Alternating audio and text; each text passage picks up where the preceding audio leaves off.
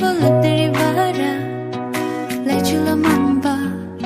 kai horibara karigi hangla thamoy nang na numon ba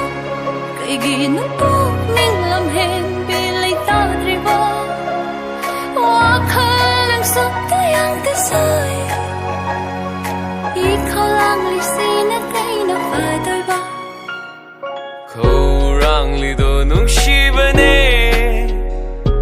nang ai ri do nung shi rik shi ne khorang li do nung shi bane nang ai ri do nung shi rik shi ne pa mu da na pi thok lage nang gi loi na oi hal lage tabalam hendi ngai ko tap ta ko nang shu nang al do mak